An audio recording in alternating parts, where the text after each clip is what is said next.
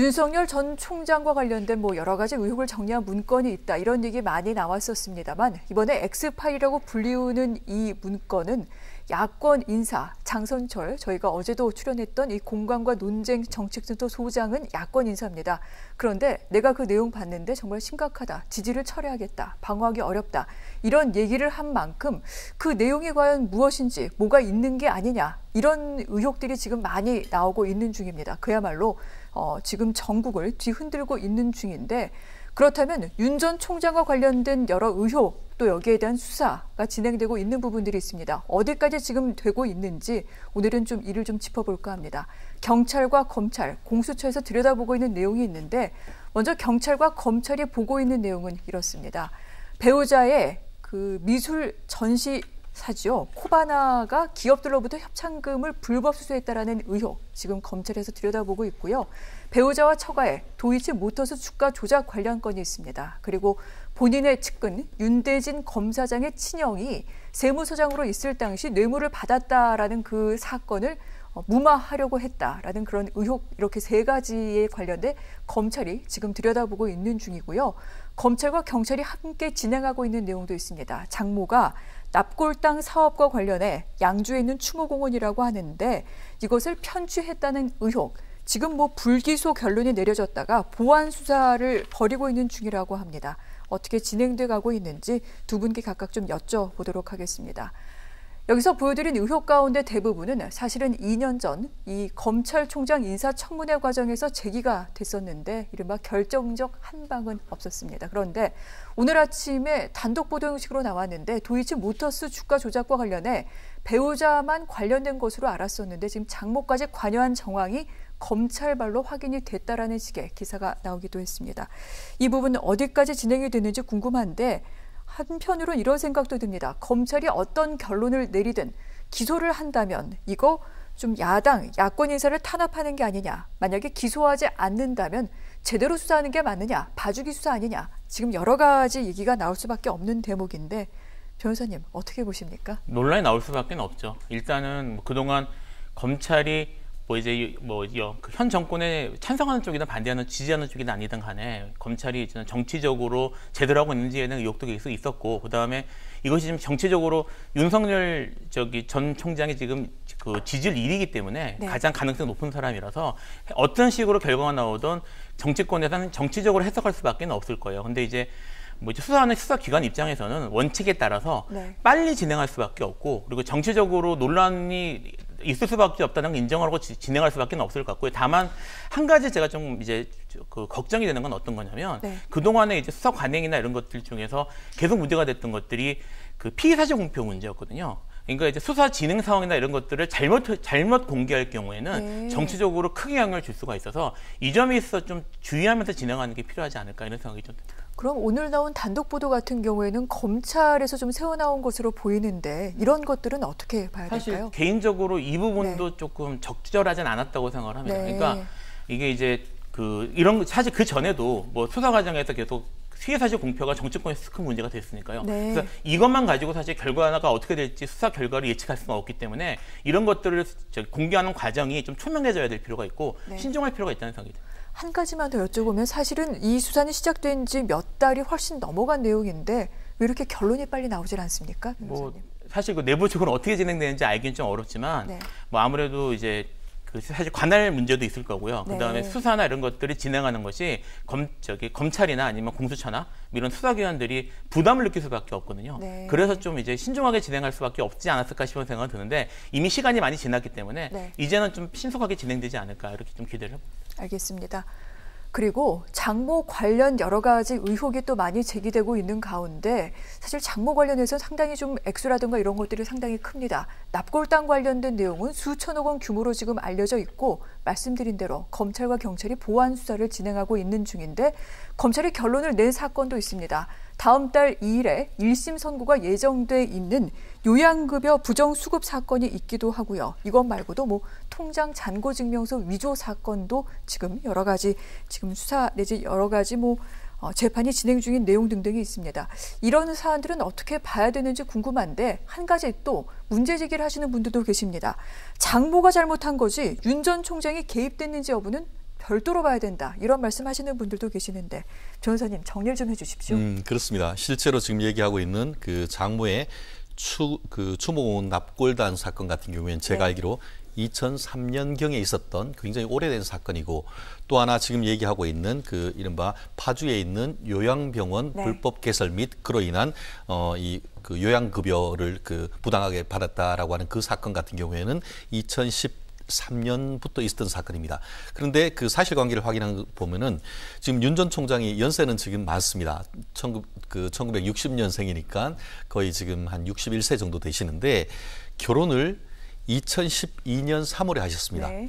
우리나라 나이로는 50한 2, 3세 정도 얘기를 했기 때문에 그렇다고 하면은 결혼하기 훨씬 전인 2003년에 있었던 사건과 관련해 가지고 윤 전 총장의 어떤 그 수사 개입이라든가 얘기한다는 것은 조금 너무 나간 것이 아닌가 하는 생각이 있고 굳이 의혹을 제기를 할 수 있다고 하면은 결혼을 2012년을 하셨기 때문에 2013년부터 2015년까지 이 파주에 있는 그 요양 그 병원의 어떤 그 이른바 사무장 병원 그로 인해서 돈을 편취했다는 그 사건과 관련해서 수사하는데 개입했다고 하는 거에 대해서는 나름대로 어떤 그 합리적 의심을 가질 수도 있을 법도 합니다. 하지만 그와 관련해 가지고는 이미 아시다시피 윤석열 총장 같은 경우에는 검찰총장이 되는 과정에서 이 그 국회에서 각종 청문회를 통해서 여러 가지 의혹이 제기됐지만 거기에서 윤석열 총장이 개입했다는 의혹이 지금 사실은 밝혀진 바가 전혀 없습니다. 그것이 그때는 지금 여야가 지금 현재는 그 공수가 교체돼 있었는데 네. 현재 야당 쪽에서 윤석열 전 총장에 대해서 의혹을 제기하는 반면에 지금 뭐 김종민 의원을 비롯해서 민주당에 있는 여러 국회의원들이 자기들이 그 해봤지만 결정적 한방이 전혀 없었다라고 하면서 윤석열 총장을 총장으로 앉혔지 않습니까? 네. 그런데 지금 와서는 거꾸로 지금 그 민주당과 여권 쪽에서 이런 문제를 제기하는 것이 굉장히 아이러니하다라고 보이는데요. 말씀하신 것처럼 지금에 있어서 지금 문제가 되는 것은 총장에 있으면서 자기 가족인 장모에 대해서 수사를 하는데 거기에서 감나라 배나라 직권남용 권리행사 방해죄가 된 것이 아닌가 이 얘기를 하고 있습니다. 그런데 오늘 지금 보니까 그 윤석열 총장 같은 경우에는 대변인을 통해 가지고 본인은 검사로서 불편부당하게 사건에 개입, 불편부당하게 하면서 설령 가족이라 한다 하더라도 그 사건에 전혀 개입한 바가 없다라고 지금 선언을 하고 있습니다. 물론 그렇기 때문에 그러면서 거꾸로 역공을 펴고 있죠. 지금 X파일이라고 얘기를 하고 있는데 그것이 있다고 하면은 어떻게 수집했으며 그 내용이 무엇인지 지금 밝혀라라고 하면서 지금 언론에 지금 정면 강경 대응을 하고 있습니다. 그렇기 때문에 과연 지금 하고 있는 장모의 수사와 관련되는 것에 직접 개입한 의혹이 사실인지 아니면 그와 같은 내용이 어떤 식으로 해서 이 여권에서 그 내용을 밝혀서 가지고 있다가 지금 이것을 문제 제기하고 있는지 이런 부분 오히려 제가 봤을 때는 그 사건의 실체를 파악하는 것도 중요하지만 그와 같은 그 이른바 윤석열 X파일이 어떤 식으로 만들어져서 그것이 어떤 식으로 외부에 유출됐는지 그것이 사실 제가 오늘 그 언론 보도를 보면은 크게 두 가지가 돼 있다고 하거든요. 쉽게 말하면 윤석열은 누구인가? 초년 때부터 지금까지 인생의 경로가 들어가 있는 파일이 있고 또 각종 그 이후에 하나의 파일은 윤석열과 관련되는 여러 가지 의혹들을 정리를 하고 그거에 대한 나름대로의 그 법률적인 쟁점 그리고 그에 대한 정치적 쟁점을 할 수 있는 그런 내용이 담겨 있다라고 지금 전언이 전해지고 있는데 그 정도 내용이라고 한다고 하면은 권력기관의 내부적으로 인적 파일을 가지고 있다가 그것이 외부적으로 유출됐을 가능성이 매우 크거든요. 그것이 바로 공무상 비밀 누설죄, 개인정보보호법 위반, 공공기관 정보에 관한 법률 위반 이런 부분이 다 될 수 있기 때문에 현재로서는 정치적으로 봤을 때 윤석열 전 총장이 야권 대선 1위 후보인 과정에서 정당한 어떤 검증 과정도 될 수 있지만 결국은 어떻게 달리 봤을 때는 윤석열 총장의 흠집 내기를 통해서 가라앉히기 위한 정치 공수적인 측면도 양면에 있기 때문에 이 사건에 대한 실체적 진실 국민들은 알고 싶습니다. 네. 물론 이 X파일을 본 사람이 주장하는 내용입니다. 어떤 기관이 좀 개입한 것 같은 그런 내용들이 담겨 있었다라고 얘기하지만 이것은 주장일 뿐이고 어떤 그 여권에서 이것을 만들었다는 증거는 없는 상태입니다. 하지만 오늘 윤석열 전 총장 측에서는 만약 여권이 그랬다면 이 부분에 대해서 불법 사찰이다 이렇게 얘기하기도 했는데 그 대응과 관련된 내용은 잠시 후 좀 더 자세히 짚어보도록 하겠습니다. 관련 수사가 여러 개 진행 중이라고 말씀을 드렸는데 이번에는 공수처에서 진행하고 있는 수사 들여다보도록 하겠습니다. 여기서는 지금 두 가지 건에 대해서 윤 전 총장을 피의자로 입건한 상태입니다. 옵티머스 펀드 사기 부실 수사했다라는 의혹, 그리고 한명숙 전 총리 모해 위증교사 수사를 방해했다는 의혹입니다. 그런데 오늘도 관련 보도가 하나 나왔습니다. 이 가운데 일부는 검찰에 이첩을 것으로 확인이 됐다라고 하는데 공수처가 다시 검찰에 사건을 보낸다? 이것은 공수처를 설립했던 그 취지와는 좀 다른 것이 아닌가 그런 생각이 들기도 하고요. 이건 또 어떻게 봐야 됩니까, 변호사님? 그렇습니다. 여러 사건 중에 왜 이렇게 일부는 공수처가 하고 다른 사건은 자기가 직접 하면 되는데 왜 굳이 검찰로 다시 보내느냐, 이 비판이 지금 그 언론에 지금 회자되고 있는데요. 아시다시피 지난주도 뭐 동일한 주제를 가지고 얘기를 했습니다만 그 사법정의 세우기 모임이라는 그 시민단체, 어떻게 보면 여권의 그 어떤 그 성향의 어떤 시민단체인데 검찰에도 수십 건, 공수처에도 수십 건에서 제가 그 기억하기에는 한 40여 건 정도 이 그 윤석열 전 총장에 대해서 형사 고발을 했던 그 단체인 것으로 알고 있습니다. 아마 지난번에 이제 이른바 공수처의 7.85 사건으로 이것이 인지가 됐다라고 하니까 그 대표 같은 경우에는 드디어 윤석열 총장이 피의자가 됐다라고 하면서 만세하는 그런 그 언론 그 SNS에 어떤 글도 올리기도 했는데요. 뭐 나름대로 이제 그 기준이 있겠는데 지금 그 1,600건 정도가 지금 그 법원 검찰과 관련되는 사건이 지금 공수처에 접수가 돼 있고, 그런데 사건이 너무 많다 보니까 그중에 한 900건 정도는 다시 검찰로 돌려보냈다 이렇게 얘기를 하고 있습니다. 결국 그 기준이 뭔가라고 우리가 지금 단정적으로 얘기를 할 수는 없습니다만 제가 봤을 때는 나름대로 공수처에서 수사하는 게 의미가 있다라고 판단했는 경우에는 본인들이 직접 해서 사건 번호를 부여하고 그 외에 각종 풍문이라든가 그것이 어떤 우리가 쉽게 말하면 민사적인 건 되지만 형사적으로는 되지 않는다 뭐 이런 거라든가 해서 검찰이 아닌 공수처에서 직접 수사하기에는 현저히 부적절하다라고 하는 같은 경우에는 다시 검찰로 돌려보내서 거기에서 처리를 하도록 하는 것 같은데요. 결국 물리적 한계, 지금 실제로 지금 공수처 같은 경우에는 인적으로 완전히 그 검사도 숫자를 채우지 못하고 수사관도 부족하다 보니까 지금 같은 경우에는 경찰에서 사람을 지금 불러서 지금 수사를 하고 있다는 정도가 되다 보니까 그것을 다 조사하는 것이 물리적으로 불가능한 상황 속에서 부득이한 판단이고, 향후에는 이 공수처의 조직이 완비할 경우에는 지금 얘기한 것처럼 비슷한 성격의 사건을 일부는 직접 하고 일부는 돌려보내는 이런 식으로 해서 논란을 불러일으키는 것은 향후에는 없어지지 않을까 싶은데요.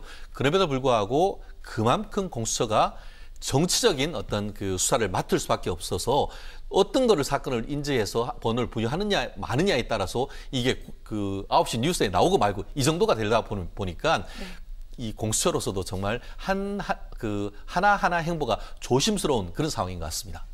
이런 가운데 김진우 공수처장이 이런 얘기를 했습니다. 이 수사가 대선에 영향을 주지 않도록 하겠다라고 얘기를 했습니다만 이거 현실적으로 가능할까요, 변호사님? 사실 쉽진 않죠. 이제 일단 지지율 1위 후보에 관한 수사이기 때문에 영향을 크게 줄 수밖에 없고요. 지금 이제 최진우 변호사님 말씀하셨던 것처럼 공수처가 현실적으로 지금 수사를 제대로 진행하기가 상당히 어려운 상황입니다. 아직 조직이 제대로 완비되지 못했기 때문에 지금 아까 말씀드렸던 것처럼 정치적 논란을 없애기 위해서는 신속하게 수사를 제대로 원칙대로 하는 수밖에 없는데 지금 일단 인원이 부족하고 지금 지원 조직도 충분하지 못하다 보니까 그렇게 신속하게 빨리 진행하는 것도 지금 어렵고, 그다음에 수사도 부실 수사 논란이 생길 위험이 크기 때문에 공수처 입장에서는 많이 부담스러울 겁니다. 그래서 지금 말씀하셨던 것처럼 상당 부분 검찰에 넘길 수밖에 없는 부분도 있을 거고, 현실적으로 뭐 적절해 보이진 않습니다만 그런 상황인 것도 사실이고, 그리고 결과가 어떻게 나오든 간에 논란이 생길 수밖에 없을 겁니다.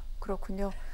자, 계속해서 수사 결과는 지켜보도록 하겠습니다. 이런 가운데 앞서 말씀을 드렸죠. 윤석열 전 검찰총장 측 X파일에 대해서 일절 대응하지 않겠다라는 게 어제까지 입장이었는데 오늘 오후에 새로운 입장을 내놨습니다.